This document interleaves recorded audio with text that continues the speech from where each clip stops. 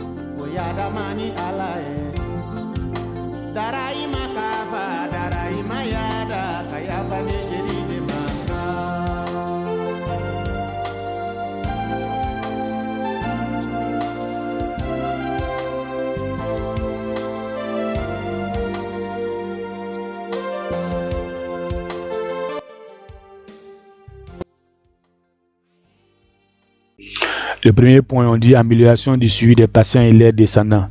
Ici, vous conviendrez avec moi que les différents dossiers médicaux des parents peuvent aider à améliorer la prise en charge des enfants. Ça, c'est surtout dans le cadre des transmissions génétiques et puis certaines prédispositions. La fidélisation des patients, bon, là-bas, il n'y a pas de commentaire. L'amélioration de la formation des étudiants et puis stagiaires. S'il faut comprendre quoi, ce logiciel constitue une banque de données. Une banque de données qui a été renseignée par des professionnels. Dans ce cas, ça constitue des cas pratiques qui peuvent intéresser les étudiants et les stagiaires dans le cadre de leur formation.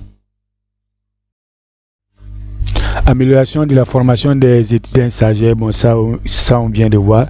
L'amélioration de la collaboration entre partenaires. Ici, c'est surtout dans le cadre des statistiques. Certains ministères et certaines structures ont souvent besoin de données statistiques. Ça leur permet de mieux collaborer avec les structures de santé. Ici, en quelques clics, on peut extraire ces données et puis transmettre à ces différentes structures très rapidement et ça permet de gagner du temps. La contribution à la gestion des épidémies. Ici, c'est une contribution indirecte. Je vais donner un exemple. Un patient part en consultation avec des symptômes qui sont inquiétants. On fait des prélèvements pour pouvoir faire des analyses en laboratoire. Généralement, les informations ne sont pas immédiatement disponibles. Les informations sont disponibles souvent le lendemain ou plusieurs jours après. En ce moment, les informations sont disponibles au moment où les autres patients qui étaient là en consultation sont rentrés chez eux. Supposons que les résultats viennent et puis on se rend compte que le patient est atteint d'une maladie très contagieuse et très grave. Pour ne pas que ça devienne une épidémie, il faut retrouver tous les patients qui ont été en contact avec ce patient en question lors de la consultation. Mais le problème, c'est que les résultats sont venus plusieurs jours après. Donc, ces patients sont plus là. Et puis ces patients sont rentrés chez eux, ils ne sont pas au courant de la situation. Maintenant, qu'est-ce qu'il faut faire? On rentre dans les logiciels, on fait sortir tous les dossiers qui ont été modifiés ces jours-là et fait ressortir les numéros de téléphone de tous les patients qui sont concernés. On rentre en contact avec ces patients et on peut par exemple les isoler. Ça permet d'éviter que la maladie soit une épidémie. C'est ce décalage de temps. Souvent ça peut être dangereux, ça peut permettre à la maladie de se propager. Donc le gain de temps, c'est quoi ici? On a accès directement à tous les cas contacts de ce patient à travers les dossiers et puis les numéros de téléphone. On peut les appeler rapidement pour pouvoir endiguer l'épidémie. Amélioration des évacuations sanitaires. Bon, ici, quand un patient part par exemple à l'extérieur pour pouvoir continuer sa prise en charge, si on peut transmettre les dossiers de ce patient à la nouvelle structure, bon, ça aide beaucoup la nouvelle structure à mieux connaître le patient, donc à améliorer sa prise en charge. Le gain de temps. On avait dit que le logiciel, on peut faire des archivages avec les documents qu'on peut archiver, c'est les images, le document scanné et puis les différents sons. Le gain de temps ici, c'est quoi? Quand on a besoin de ces différents documents, en quelques clics, on a accès à tout ça. Comme c'est électronique, la recherche est très rapide, donc ça permet de gagner du temps. La facilitation de la recherche à travers l'analyse des données. Ici, les possibilités sont vraiment illimitées. Au niveau de la recherche, on peut faire beaucoup de croisements de données. Il y a des schémas qui peuvent se dessiner et puis ça peut aider la recherche. Mais je vais donner un seul exemple avant qu'on ne continue. Supposons qu'on soupçonne un médicament d'être source de problème. Ici, pour pouvoir faire les recherches, on peut lancer une requête dans le logiciel.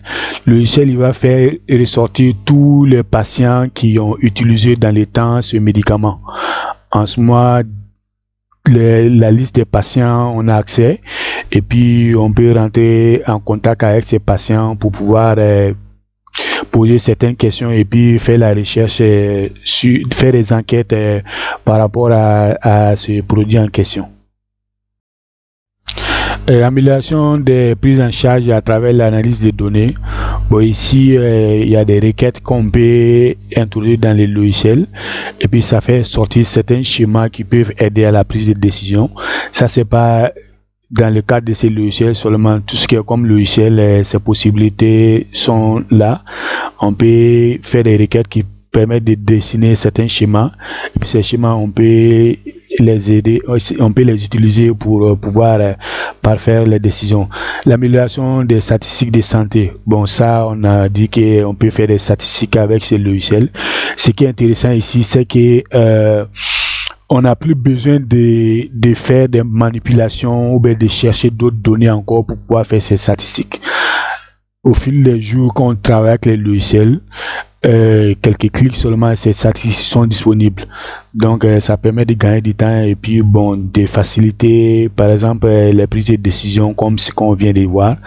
L'économie du papier, donc ça c'est parce que c'est des données qui sont numériques, donc ça fait que on n'a plus besoin d'avoir des documents physiques de gauche à droite, donc ça permet d'économiser ces documents et puis de l'encre aussi. Ok, maintenant nous sommes dans les logiciels.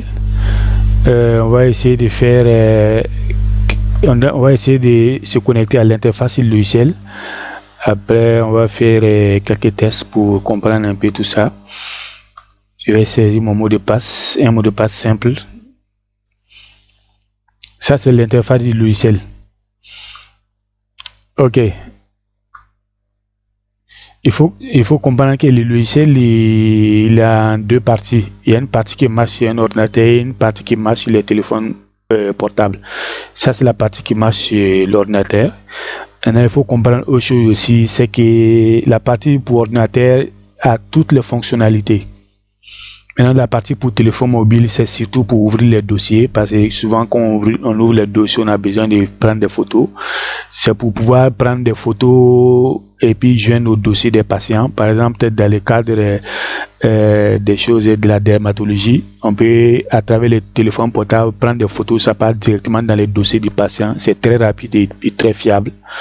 Et puis, au niveau des rendez-vous, on a besoin d'un téléphone aussi dans ce cas, parce que la partie téléphone peut gérer les rendez-vous, donner la liste des rendez-vous des différents patients, les numéros de téléphone des patients, et puis ça peut même envoyer des messages automatiques aux patients, des SMS automatiques à ces patients pour pouvoir les rappeler les rendez-vous et puis les rappeler les numéros de dossier.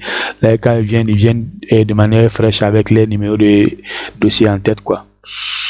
Bon, on va faire cette partie-là d'abord. Après, on va voir la partie mobile.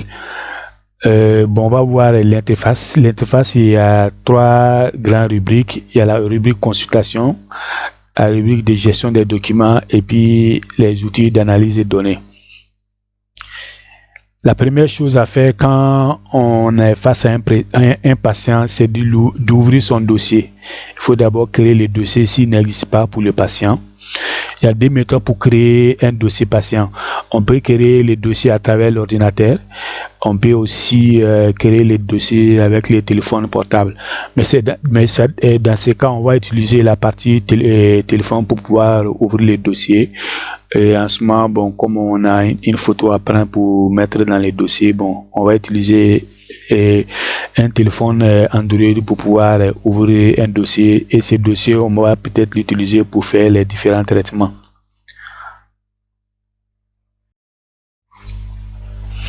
Bon, en haut on a quoi? On a le menu fichier et puis paramétrage ainsi que le menu sécurité. Bon, ici, bon, on va pas rentrer dans les détails ici. Bon, ça c'est spécialement pour l'administrateur du logiciel. Nous, on veut faire des traitements qui concernent uniquement les médecins, parce que ça, bon, c'est lors de l'installation qu'on forme l'administrateur à la gestion de cette partie. Il n'y a que l'administrateur du logiciel qui a accès à cette partie. Parce que cette partie, on renseigne tout ce qui est comme information dont le logiciel a besoin pour pouvoir travailler. La structure, par exemple, le nom de la structure, il y a les différentes adresses de la structure, et puis la liste des examens complémentaires doit être renseignée ici, ainsi que les différents produits pharmaceutiques qui sont utilisés dans le cadre de la structure. Tout ça est renseigné par l'administrateur. L'administrateur, ça peut être n'importe qui, ça peut être un médecin, ça peut être le chef de service, ou bien ça peut être toute autre personne qui est bien formée pour pouvoir utiliser cette partie. Bon, on va pas rentrer là-bas, on va laisser. On va voir la partie consultation, gestion de documents et puis la partie analyse des données. Maintenant, autre chose, le logiciel, il y a 2 parties. Il y a une partie qui est en haut, cette partie regroupe tout ça.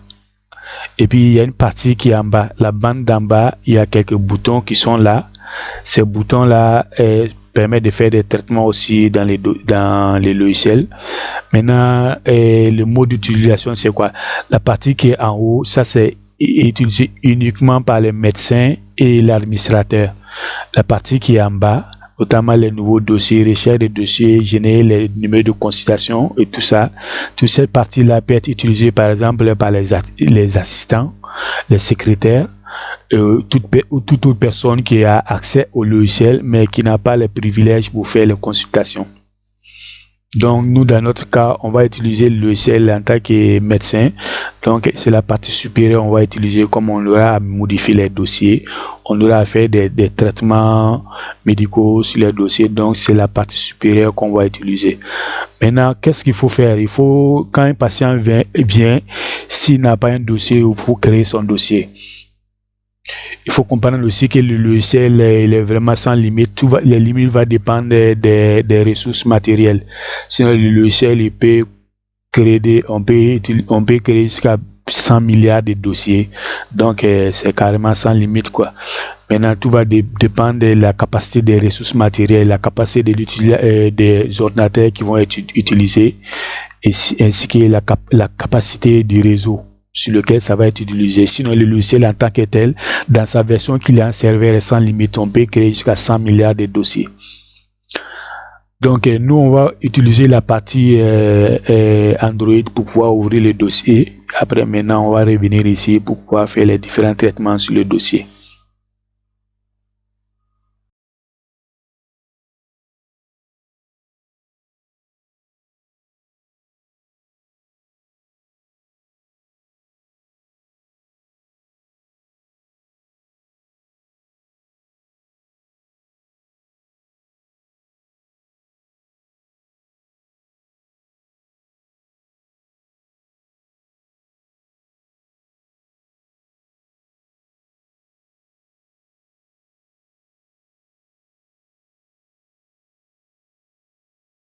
Nous sommes dans le téléphone comme ça, et un téléphone Android et un Samsung. Bon, le logiciel, on peut le faire marcher sur l'iPhone aussi, hein. Ça dépend des besoins. S'il y a les besoins, on peut le faire marcher sur l'iPhone. Sinon, nativement, il marche déjà sur l'Android. Et bon, le logiciel, il est là, le DMI. Je vais lancer son interface. Je suis invité à mettre mes informations de connexion. Je vais les mettre. Ok, voici l'interface. Comme ce que j'ai dit, la partie mobile permet de créer de nouveaux dossiers, de gérer les rendez-vous et puis de prendre des images pour pouvoir joindre au dossier des patients, ainsi que d'envoyer des SMS automatiquement aux patients pour pouvoir rappeler les rendez-vous. Par exemple, si on donne un rendez-vous de rappel à un patient dans un an, par exemple dans le cadre d'un vaccin, c'est pas évident que quand les N vont venir, le patient va se rappeler. Le logiciel il intervient dans ce cas, il va envoyer un message automatiquement au patient, un SMS automatiquement au patient pour pouvoir lui rappeler le rendez-vous et puis lui transmettre en même temps son numéro de dossier. Là, s'il vient au niveau de la structure de santé, bon, il vient avec son numéro directement fraîchement en tête. Bon, cette partie c'est optionnel, hein. La partie envoi d'SMS automatique là c'est optionnel, mais c'est intéressant de l'avoir dans les téléphones, dans les logiciels, je vais dire. Bon, ici ce que nous voulons faire, c'est ouvrir un dossier. Comme ce que j'ai dit, quand un patient vient, la première chose c'est d'ouvrir son dossier. S'il n'a pas de dossier, après on pourra faire les traitements sur ce dossier. À chaque fois quand il revient en consultation ou autre traitement, il les renseigne uniquement ses numéros de dossier et puis ça permet de faire la mise à jour de son dossier. D'accord, je vais cliquer sur nouveau dossier. Ça va afficher l'interface de création des dossiers patients. Ce qu'il faut, c'est les informations administratives. Je vais par exemple créer un dossier à mon nom. Et bon, c'est des informations qui sont pas forcément trucs, hein, c'est juste des informations de test, hein. Je vais mettre Kindo Oumar. Le sexe, je vais mettre M. Le numéro de portable, je vais mettre 70 89 89 68. C'est un réseau mobile. C'est un réseau Telmob. Bon, ça c'est intéressant au niveau de l'envoi des SMS.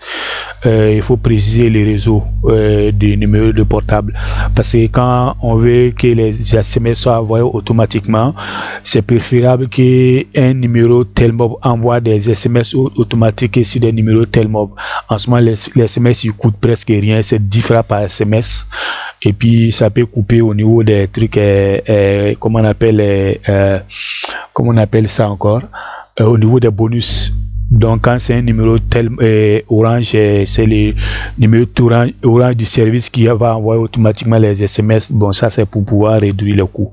La date de naissance, je vais mettre par exemple le 31. Je vais mettre 31 12 1998. 98, le médecin traitant. Bon, il y a ici 3 médecins traitants que j'ai renseignés. Comme c'est des données de test, je vais prendre Ouedraogo Alidou. Et puis l'email, je vais mettre par exemple mon email. Et puis mon groupe, le groupe sanguin. Le groupe sanguin c'est O+. Non, O+, j'ai pris moins. O+. L'électrophorèse AA. Bon, tout ça, c'est intéressant, c'est important dans le cadre des traitements médicaux. Si on doit faire, par exemple, une transfusion sanguine à quelqu'un, bon, ces détails-là, c'est disponible dans son dossier. Bon, ça permet d'aller plus rapidement. Je vais prendre, par exemple, une photo pour joindre au dossier. Et je vais cliquer sur l'appareil photo qui est là. Ça va ouvrir l'appareil photo de l'ordinateur. Je me prends une photo directement, ça part dans le logiciel. Ok, ça me montre la photo. Si la photo est bonne, je confirme. Si c'est pas bon, je clique sur réessayer. Il va rouvrir l'interface. Ok, la photo elle est là, elle est bonne. Donc ce que je vais faire, je vais cliquer sur OK. La photo elle est prête et ça va mettre directement dans les dossiers que je vais créer. Maintenant, si la photo elle est prête, qu'est-ce qu'il faut faire? Il faut juste cliquer sur comment on appelle le truc, le crochet vert, c'est le bouton valider. Quand je clique sur ça, il va transférer toutes ces informations dans le logiciel et puis il va me retourner mon numéro de dossier. Si tout est bon, ok, ça m'a donné le numéro 20. En ce moment, qu'est-ce qu'il faut faire? Il faut peut-être donner directement ce numéro au patient. Il va enregistrer dans son téléphone comme un numéro de dossier, mais on peut aller dans le logiciel aussi, imprimer sa fiche de dossier et puis le donner. Et puis bon, autre chose qu'il faut comprendre, la numérotation des dossiers, ça c'est optionnel, ça dépend des structures. Ici là, nous on a pris, comme c'est des données de test, moi j'ai pris la numérotation incrémentale. Ça veut dire que les numéros de dossier vont commencer de 1 à 100 milliards. Donc, de 1, 2, 3 jusqu'à 100 milliards. Maintenant, dans certaines structures, la numérotation, il y a des règles qu'il faut respecter. La numérotation des dossiers, ça peut être, par exemple, la date de naissance concaténée avec une partie du nom, avec d'autres informations. En ce moment, on reparamètre les logiciels pour qu'ils prennent en compte les méthodes de numérotation des dossiers. Et ça se fait à l'installation. Bon, dans le cadre de notre test, on va prendre la numérotation incrémentale et ça m'a donné le numéro 20. Quand je valide ça, c'est transféré automatiquement dans les logiciels et puis c'est immédiatement disponible. Maintenant, on peut commencer à faire des traitements sur le dossier qu'on vient de créer ou bien peut-être d'autres dossiers. Bon, comme ce qu'on vient de créer, c'est un nouveau dossier, il n'y a presque pas d'informations là-dessus. Moi, on va aller dans un autre dossier qui a été créé au préalable et puis bon, là, on va commencer à faire les traitements médicaux sur ce dossier. Maintenant, on va repartir sur la version ordinateur pour pouvoir faire tous ces traitements. On est de retour dans l'ordinateur. On va ouvrir le dossier qu'on vient de créer pour voir. Pour pouvoir ouvrir un dossier, il y a deux méthodes.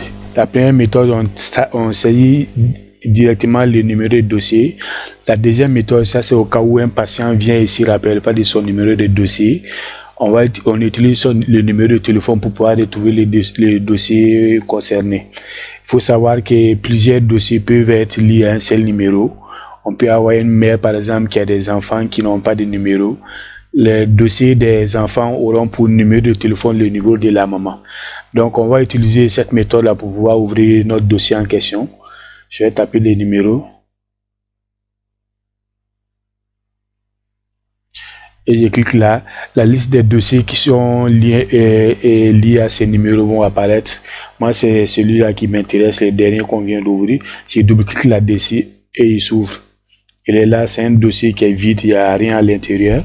Maintenant, ce qu'il faut faire quand on ouvre un nouveau dossier, il faut saisir les antécédents.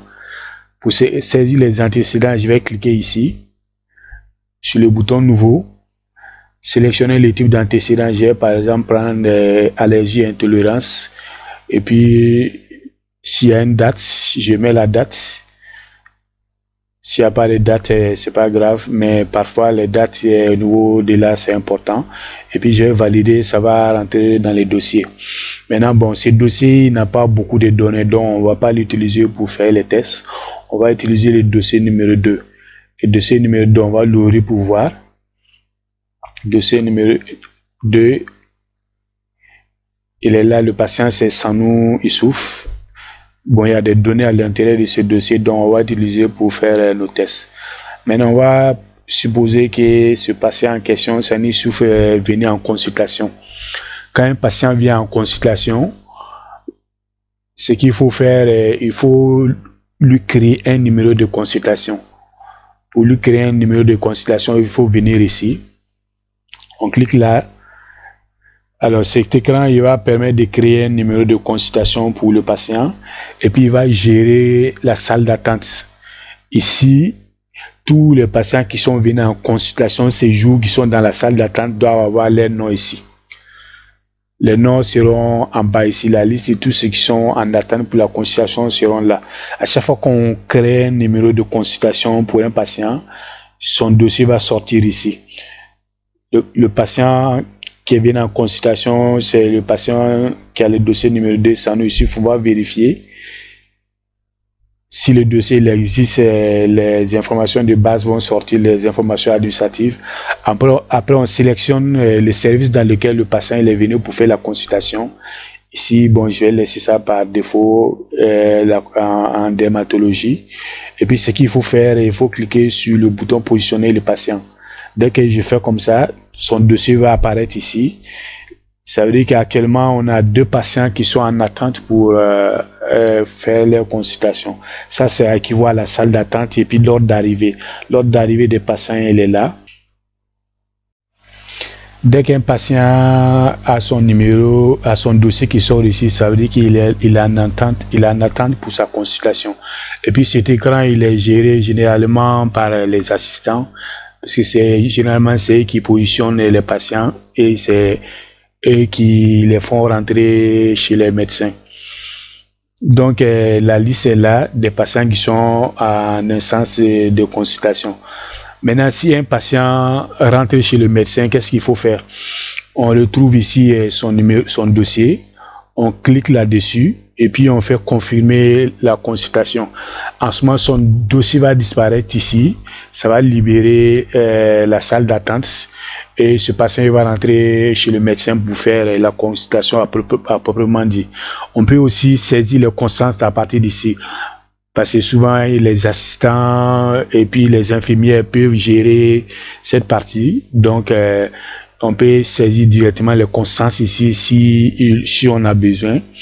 Comme ce que j'avais dit, cette partie est gérée par les assistants et puis les infirmiers. Maintenant, pour notre cas, ça nous suffit. On va saisir les constantes. Je vais cliquer droit là-dessus. Et puis, je vais faire saisir les constantes. La tension, je vais mettre 12,8 128.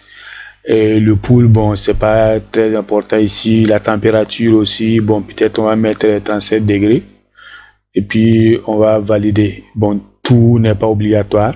Même la saisie des constantes n'est pas obligatoire. Il y a des cas où on n'a pas besoin. Mais comme c'est un test en antenne effet, on va le faire. On va valider. Ça part dans son dossier. Et puis maintenant, qu'est-ce qu'on va faire? On va faire entrer ce patient en question pour la consultation. On va cliquer droit sur son dossier et puis on va confirmer la consultation. Son dossier va disparaître ici. Maintenant, il peut rentrer chez le médecin pour pouvoir faire sa consultation. Maintenant, on suppose que le patient s'ennuie souffre chez le médecin. Le médecin va ouvrir son dossier pour pouvoir faire la consultation. C'est la même procédure. Il va saisir son numéro de dossier. Il va ouvrir. Le dossier, il est là. Et il y a l'historique de consultation du patient qui est là. Maintenant, le numéro de consultation qu'on vient de créer, il est là. C'est celui qui se positionne en première position. C'est là. Le numéro, c'est le numéro 37. Et puis, on avait saisi les constantes. La température 37 degrés et puis la tension 12,8. Le poids et puis taille, on n'avait pas saisi. Et puis la consultation n'a ni ordonnance ni examen clinique, examen complémentaire. Maintenant, pour pouvoir faire des traitements sur cette consultation, qu'est-ce qu'il faut faire? Il faut d'abord sélectionner. On suppose par exemple que le patient en question il est venu pour des mictions douloureuses. En ce moment, le médecin, qu'est-ce qu'il va faire? Il va sélectionner la consultation qui est là. Il va cliquer droit et puis il va aller dans un nouveau examen clinique. Quand il clique là, l'écran des examens cliniques apparaît. Maintenant, il va saisir les symptômes qu'il a remarqués chez le patient. Ici, on saisit tous les symptômes. Maintenant, comme c'est un seul symptôme qu'on a, on va mettre ça.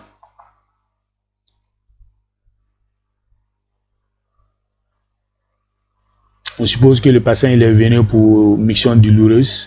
S'il y a des traitements en cours, on les met ici. Et puis, on peut évaluer son état. On peut évaluer son état. On va mettre, par exemple, l'état général est bon. Maintenant, comme on n'a pas de diagnostic, donc pour le moment, on ne va pas toucher cette partie. On va s'arrêter uniquement aux symptômes. Ici, tout ce qui est comme symptômes, on les met, on écrit ici, et puis on valide avec le bouton enregistrer. Il va sortir, il est là. Maintenant, qu'est-ce qu'il faut faire? Le médecin, par exemple, là, il veut lui prescrire des examens complémentaires. On a un symptôme, on va faire des enquêtes à travers les examens complémentaires pour voir qu'est-ce que le patient il a exactement.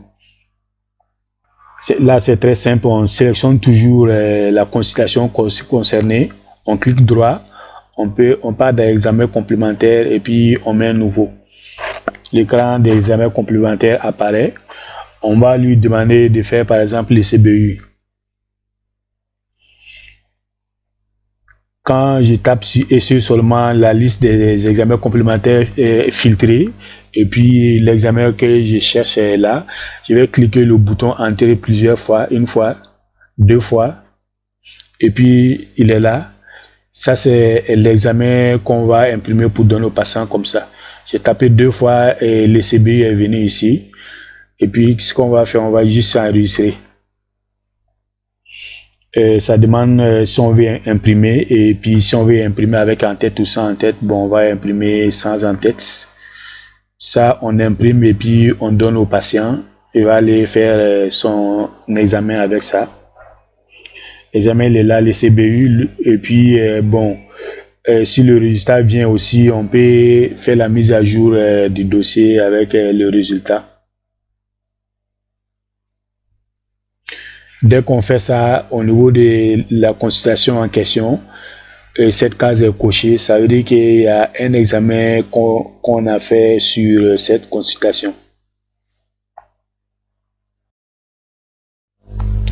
On a demandé à notre patient d'aller faire un examen complémentaire. En attendant, on va lui prescrire une ordonnance. Le temps que les résultats de l'examen soient disponibles, on va faire une ordonnance. Pour ça, c'est la même procédure. On sélectionne la consultation en question, on clique droit, on part dans l'ordonnance et puis on fait un nouveau.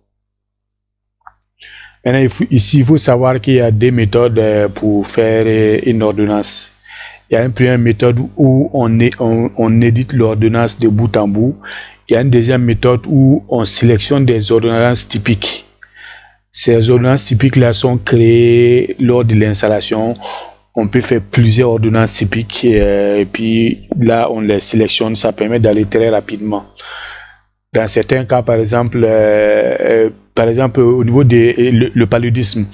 Le paludisme, par exemple, c'est une maladie qui revient très souvent. On peut faire un kit antipaludéen dans les ordonnances typiques. On peut faire plusieurs kits comme ça. Donc, quand on a besoin de ces différents médicaments, on peut juste les sélectionner et puis ça permet d'éditer notre ordonnance très rapidement. La première méthode, c'est quoi? On fait la recherche des différents médicaments. Par exemple, si je veux faire du paracétamol, je tape PRA et puis la liste se filtre et puis le paracétamol s'affiche. Je sélectionne ce que je veux. Ça, par exemple, j'appuie sur entrée, ça demande la quantité. Je mets par exemple 2 boîtes. J'appuie sur entrée encore, ça donne la posologie. Je peux mettre par exemple un CP 2 fois par jour. Quand je valide, ça vient là. C'est ça qui constitue notre ordonnance. On peut faire comme ça avec les autres médicaments qu'on veut prescrire. Par exemple, si je veux faire du Combimel, je tape COM.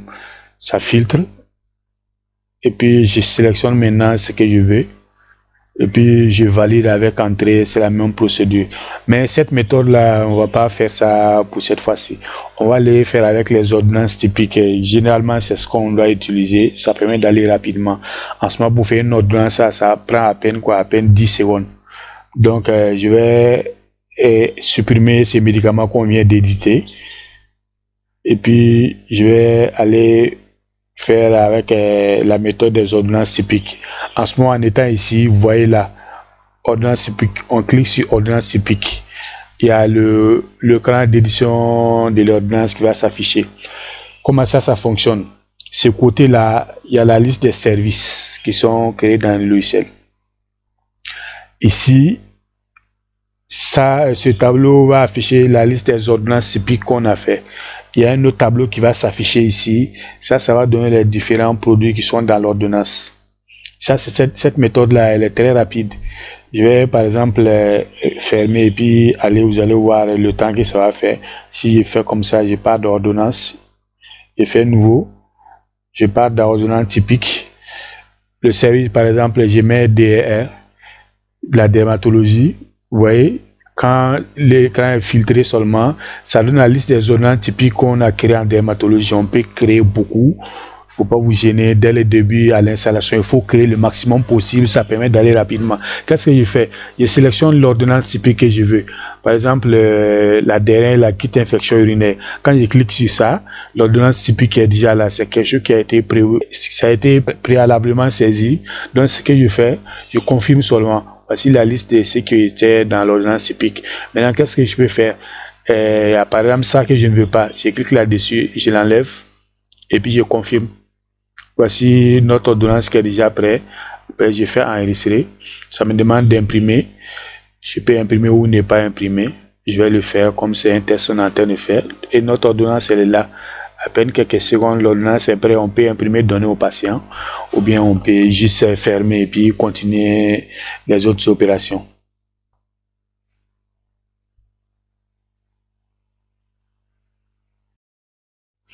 Maintenant, comme j'ai édité une ordonnance, voici cette case cochée. Ça veut dire qu'il y a une ordonnance qui est dans cette consultation. Maintenant, ce que je peux faire, je vais afficher le résumé de la consultation. Je clique droit sur la consultation et puis je fais résumé de la consultation. Voici ce qu'on vient de faire. La date de l'examen, les symptômes. Si un diagnostic, pour le moment il n'y a pas de diagnostic, cette case est vide. Et puis on avait pris les constantes. On avait demandé au patient de faire le CBU. On attend ses résultats. Et puis voici l'ordonnance qu'on a fait pour le patient pour qu'il puisse commencer son traitement en attendant d'avoir les résultats de l'examen.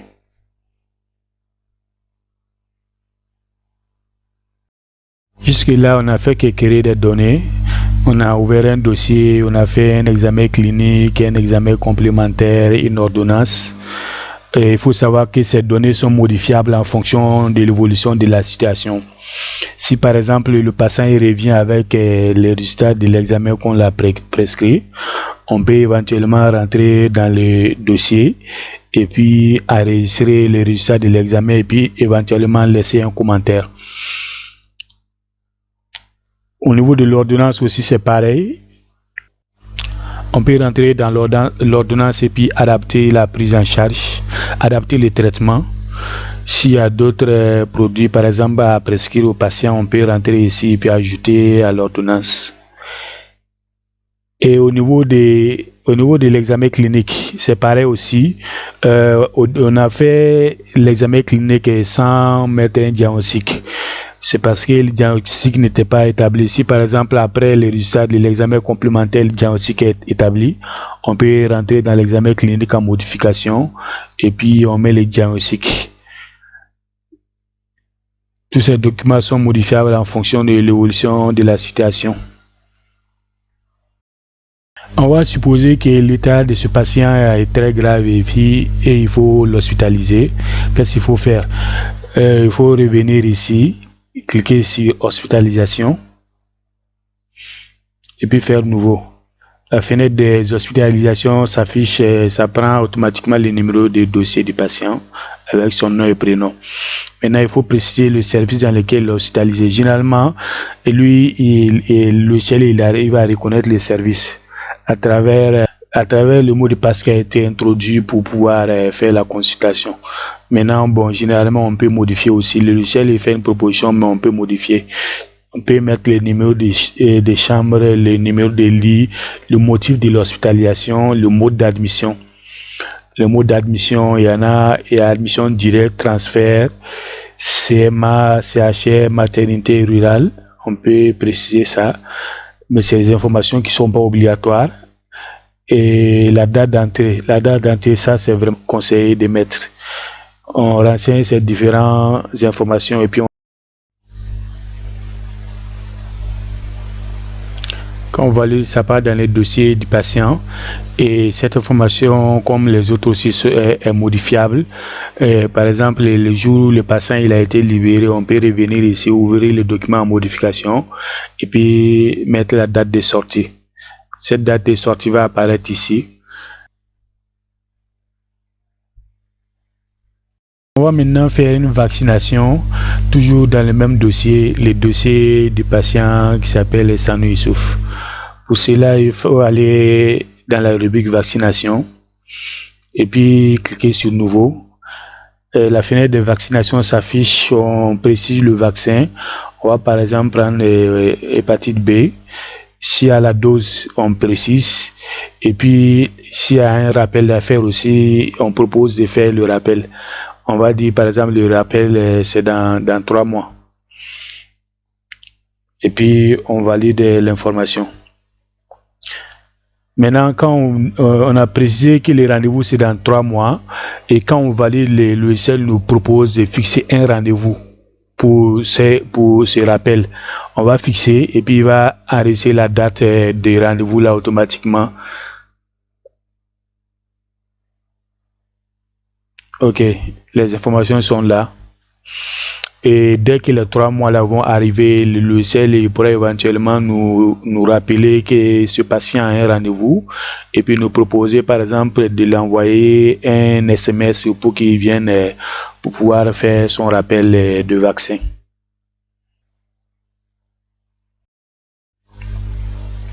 On a fait un vaccin et puis on a dit que le rappel c'est dans 3 mois.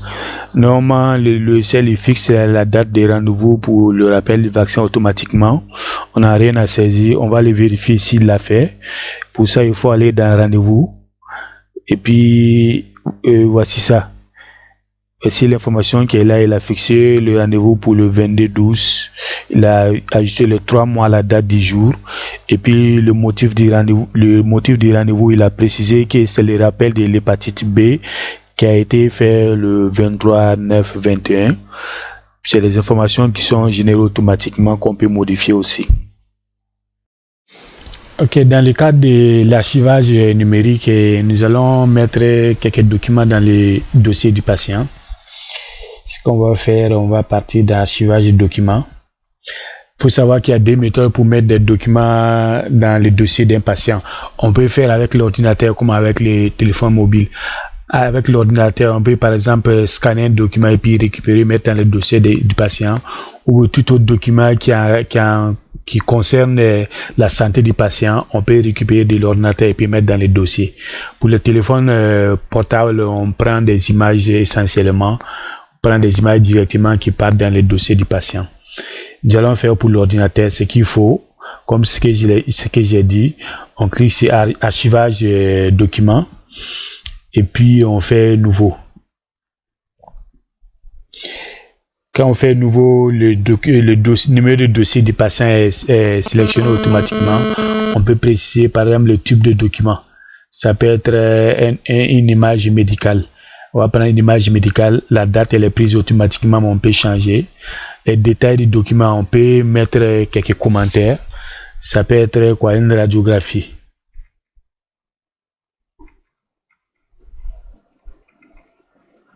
Ça peut être une radiographie crânienne.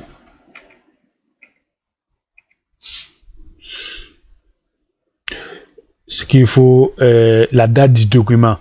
La date du document n'est pas forcément égale à la date à laquelle le document a été archivé. Ça peut être un ancien document qui a été archivé. Donc, s'il y a une date du document, il faut mettre la date du document. Dans le cas contraire, on peut laisser la date du jour et puis choisir le document maintenant dans l'ordinateur.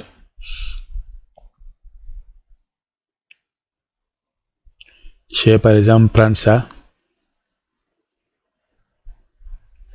C'est là. Et puis je clique sur enregistrer, ça part directement dans le dossier du patient. Et le document, il est là.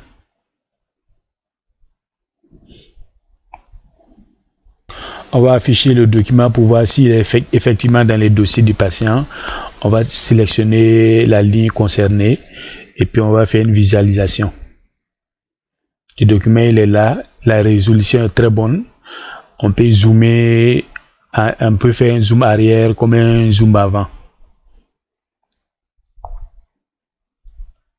Maintenant, autre chose, voici la liste de tous les documents qui sont dans les dossiers de ces patients. Ce qu'on peut faire aussi qui est intéressant, c'est de comparer les images. Il peut y avoir des images d'un même profil, il y a des dates différentes. On peut par exemple, comparer les images. On clique sur comparer images. Il y a un écran qui va s'afficher avec tous les documents qui sont dans les dossiers de ces patients. Ce qu'il faut faire, si on a des documents à comparer, il faut sélectionner le premier document et puis cliquer sur la première flèche et puis sélectionner le deuxième document et puis cliquer sur la deuxième flèche. Les documents vont s'afficher côte à côte avec les différentes dates. Ça permet de voir l'évolution d'une maladie, par exemple. Je vais mettre le même document ici pour voir comment ça s'affiche. Ça pouvait être, par exemple, des images d'une partie du corps d'un patient à des dates différentes. Les dates sont là. Et puis, on essaie de voir ça pour estimer l'évolution d'une maladie, par exemple. Ça, c'est vraiment intéressant dans le cadre de dermatologie. Donc, c'est des détails qui peuvent rendre l'archivage numérique vraiment intéressant.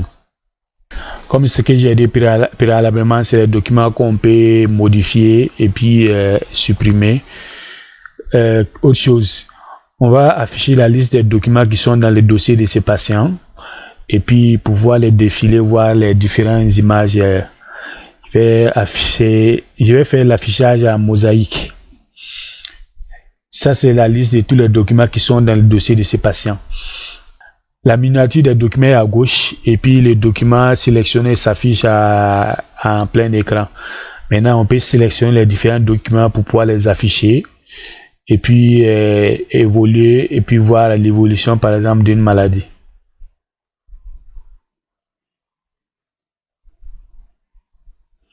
Ici aussi, on peut zoomer en avant, en arrière comme imprimé. Maintenant, voir comment on planifie un rendez-vous avec le téléphone. Je vais me connecter à l'interface.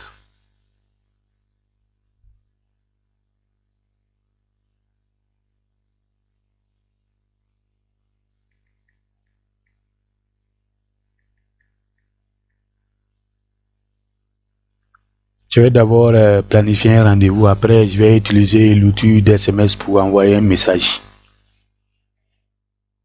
Je vais prendre 5 fois. Ok, lui, il existe.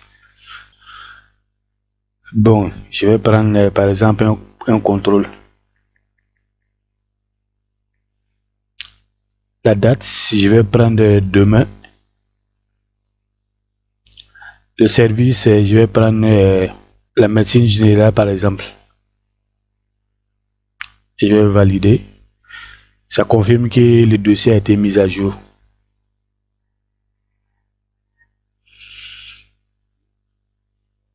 Maintenant, nous allons aller dans l'outil d'SMS pour voir les différents rendez-vous qui ont été planifiés. Pour ça, je clique sur SMS RDV. Je mets la plage des dates. Je vais prendre du 2 au 3. Et puis, je vais confirmer. Il y a 3 rendez-vous qui ont été planifiés. Maintenant, ce qu'on peut faire, on peut tout sélectionner et puis envoyer les SMS à tout le monde. Comme on peut envoyer des SMS à certains numéros seulement. Je vais tout désélectionner. Je vais prendre quel numéro? Celui de... Ok, je vais prendre celui-là. Puis je vais demander de l'envoyer le message. Pour ça, je clique sur l'icône qui contient l'enveloppe. Ça me demande de confirmer l'envoi.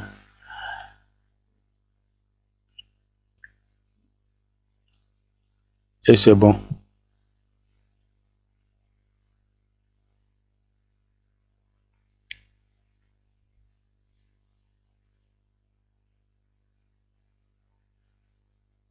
Si le message qui est là, ça dit quoi? Salut, si vous veuillez prendre contact avec Technosoft pour votre rendez-vous du 2/10/2021. Votre numéro de dossier est 2. À bientôt. Puis je donne le numéro de service en question. Cet outil peut être utilisé pour communiquer à grande échelle avec les patients. Ça peut être intéressant dans le cadre des cliniques, par exemple. Si une clinique paye, par exemple, un scanner, c'est intéressant si les patients qui fréquentent la clinique sont informés. À travers cet outil, on peut prévoir un envoi automatique des messages à tous les patients qui sont enregistrés dans les fichiers de la clinique, pour les informer des nouveautés de la clinique.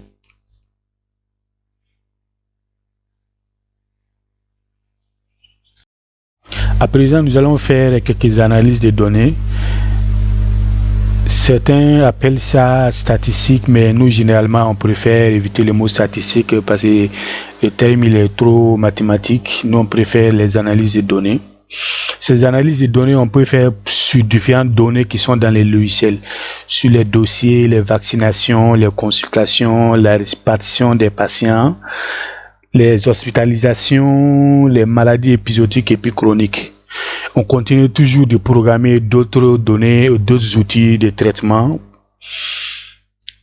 La liste elle est longue, c'est vraiment intéressant. C'est tout là, l'usage facile des logiciels. Nous allons voir ces deux derniers outils. Nous allons prendre ici. Cet écran, il est simple.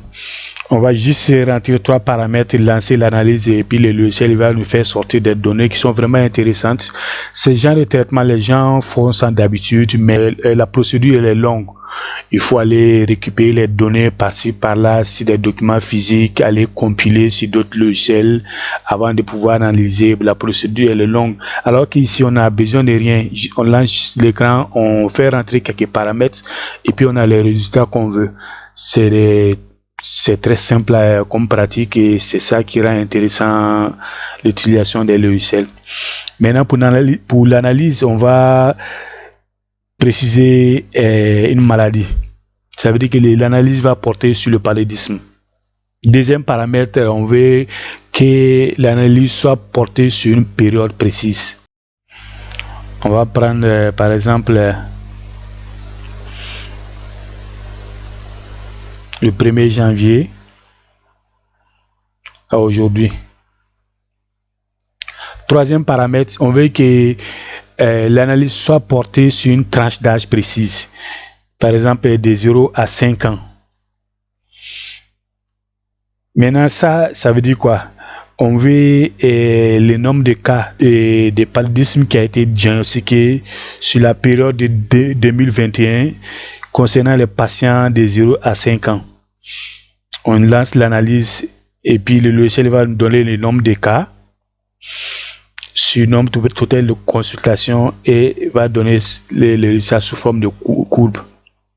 Ça veut dire quoi? Ça veut dire que le nombre de paludisme sur la tranche d'âge de 0 à 5 ans sur l'année 2021 représente 13% des consultations. Ce n'est pas uniquement le paludisme, ça peut être fait avec toutes les maladies qui ont été déclarées dans les logiciels. Ces maladies, on les déclare au niveau lors de l'installation du logiciel dans les paramètres. On peut le faire sur le cancer, sur l'hépatite et toutes ces différentes pathologies qu'on a renseignées dans les logiciels. Et ça fait sortir les différents cas sur les nombres total de consultations et puis le pourcentage que cela représente. Alors, on va voir ce cas aussi, les maladies chroniques. Ici aussi, c'est intéressant. On veut étudier deux maladies chroniques. On va sélectionner une première maladie ici. Par exemple, l'analyse va porter sur le diabète et puis la tension. Maintenant, qu'est-ce qui va se passer? Ce premier tableau, lui, va donner la liste des patients qui ont le diabète. Rappelez-vous, quand on crée un dossier patient, on peut faire la mise à jour des antécédents. Dans les antécédents, là, on peut avoir des maladies chroniques. Donc, ça va représenter la liste des patients qui ont le diabète. Le deuxième tableau, ça va représenter la liste des patients qui ont l'hypertension. Et puis, le troisième tableau va représenter la liste des patients qui ont les deux maladies en même temps. Et puis, ça va nous donner l'âge moyen, l'âge minimum et l'âge maximum des patients. On va lancer l'analyse. C'est pas beaucoup, mais les cas sont là. Ici, voici le nombre de personnes qui ont le diabète. Ici, ceux qui ont l'hypertension. Et puis là, ceux qui ont l'hypertension et puis le diabète. Concernant l'âge moyen, c'est 27 ans. L'âge minimum, c'est 21 ans. Et l'âge maximum, c'est 38 ans. Ça aussi, c'est intéressant. On peut faire sur plusieurs autres maladies chroniques. Et ça donne toujours les mêmes résultats d'analyse avec des données qui sont actualisées et des données en temps réel.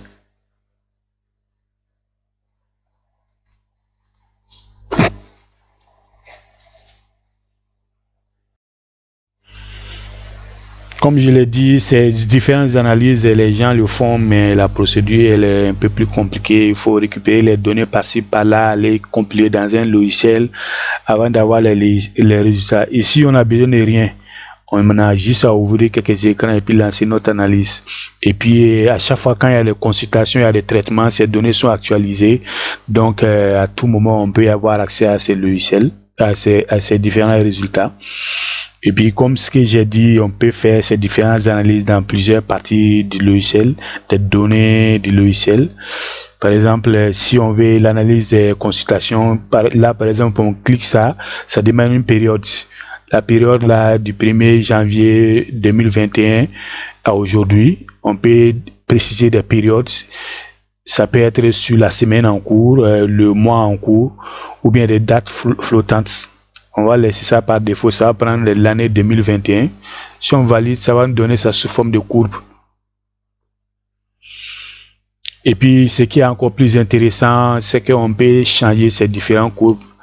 On peut, par exemple, prendre un histogramme, ça va prendre les mêmes résultats et puis ça convertit le graphe en histogramme.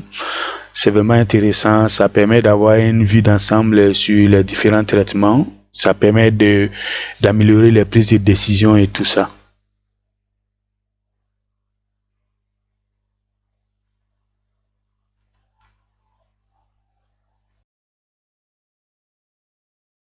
Voilà, ici prend fin la présentation.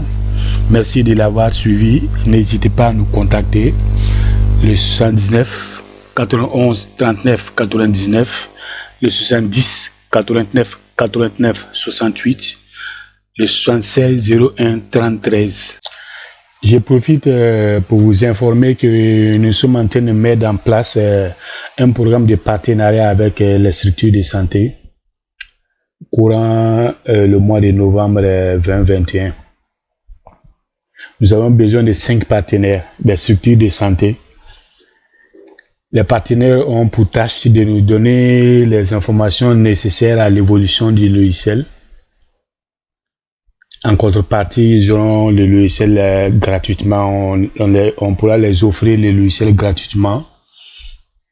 Mais ils vont juste payer un montant de 15% pour les frais d'installation et de formation. Si vous êtes intéressé, il suffit juste d'appeler et puis nous allons vous envoyer un document pour vous détailler ce qu'on a besoin comme information. Et puis si ça vous intéresse, on vous installe le logiciel gratuitement. Vous payez juste les frais d'installation et puis de formation qui sont fixés à 15% du montant du logiciel.